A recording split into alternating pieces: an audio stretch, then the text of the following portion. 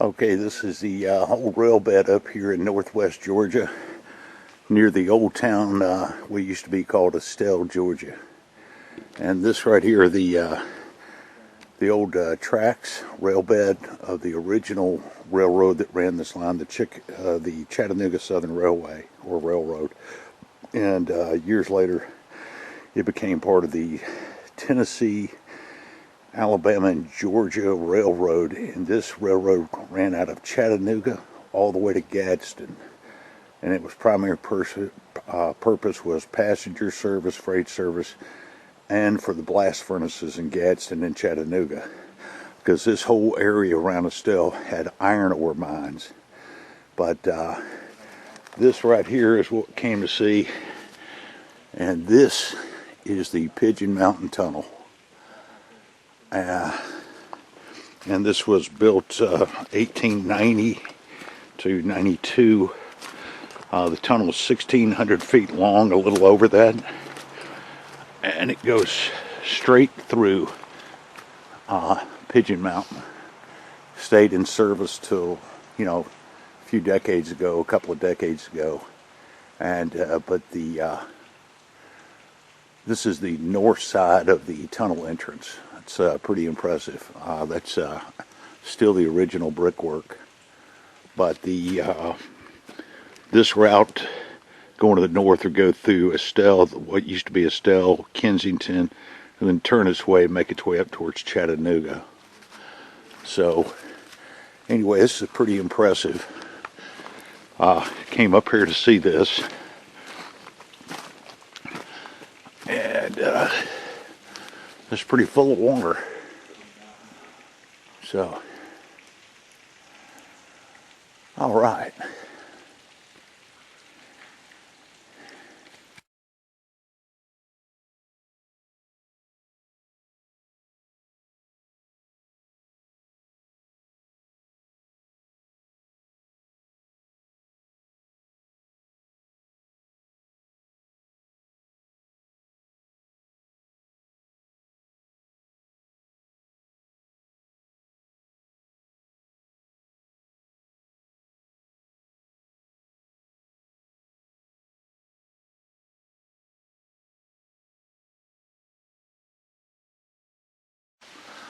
Okay, man, we just waded through about good 150 plus feet of freezing water to get inside the tunnel.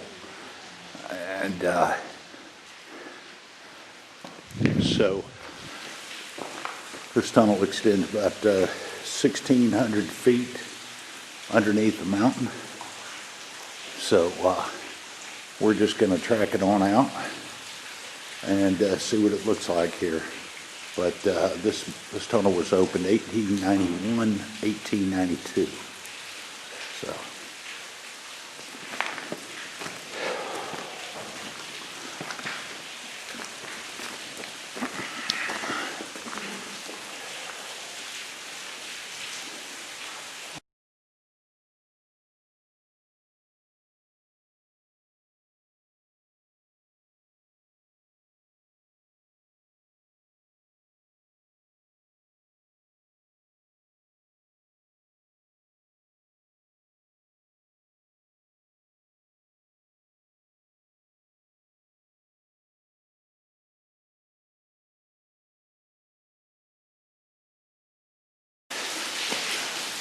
Okay, just continuing on in the tunnel right here.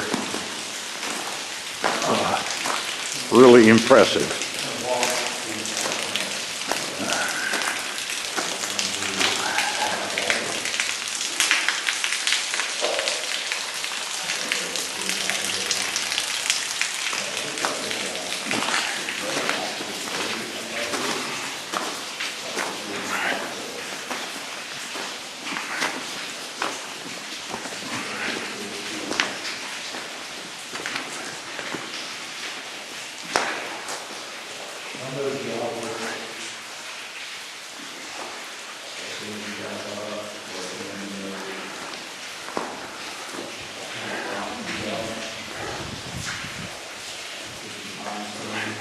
I think it was in 1919, I think the summer of 1919, there was a big fire that took place inside this tunnel, and it burned out all the wooden support beams, and it just raged in this tunnel for days until they were able to put it out.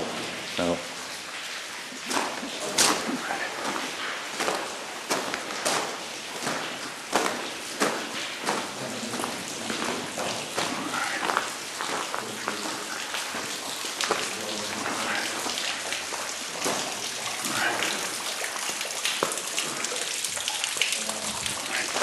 all right, we'll video a little bit more further on in.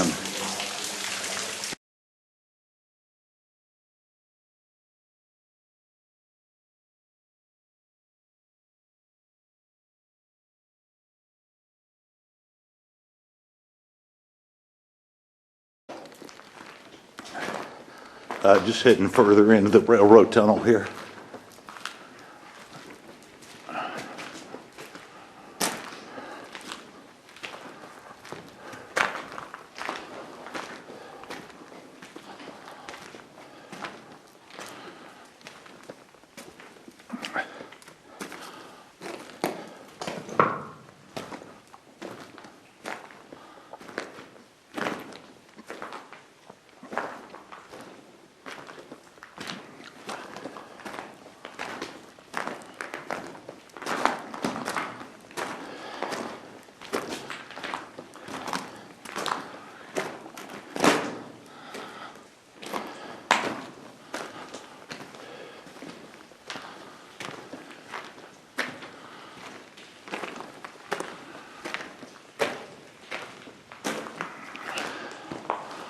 You see where they just hand carve this thing, cut this out with dynamite, drills, picks.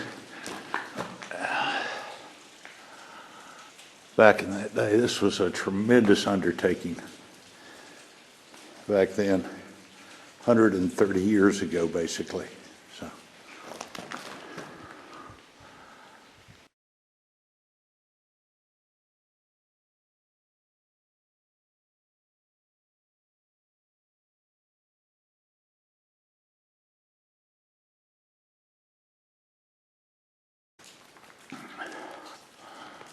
Okay, nearing the south entrance to the Pigeon Mountain Tunnel, and you can see where this was, everything was cut by hand.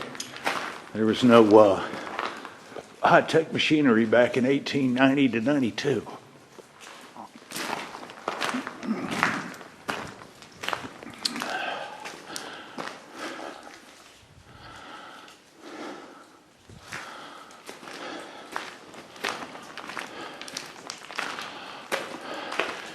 They did kind of put some wiring up there for preventing any kind of rock falls.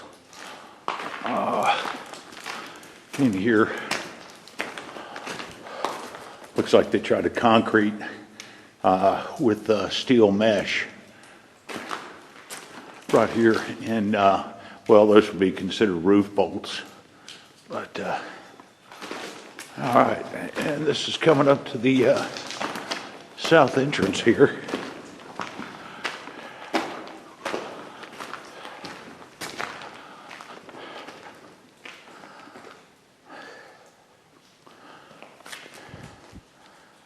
Okay, take some more videos of this in a minute. Okay, this is the south entrance to the Pigeon Mountain Tunnel right here. And you see they did some modernization work because this, I can't remember when this line terminated through this mountain, this rail line, but they had done this probably in the last 30 years, put steel mesh on, concrete for roof and wall support to keep from cave-ins and loose rock falls from the ceiling of the tunnel. So, all right. And this is the actual brickwork to the south entrance of the tunnel, just like the north entrance right here. It's impressive to say the least.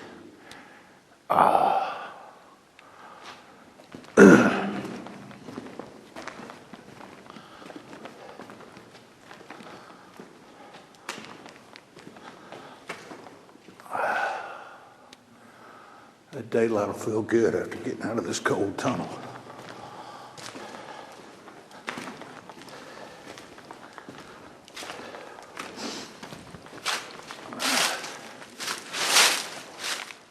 All right.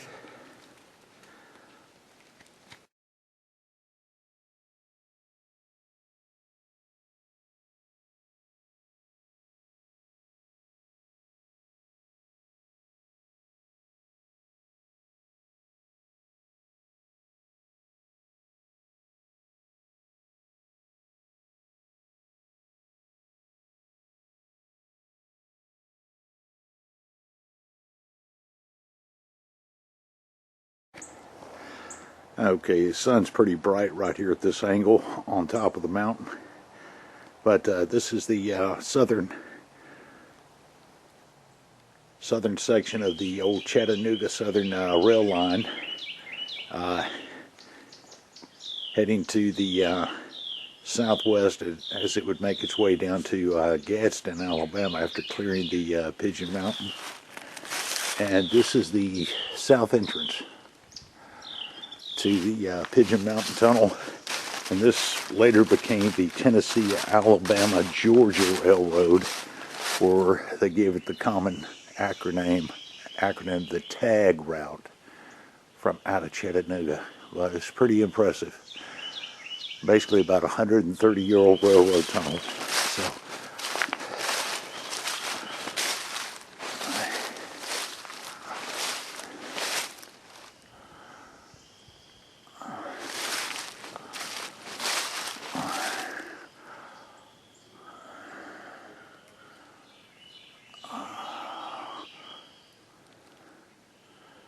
all right.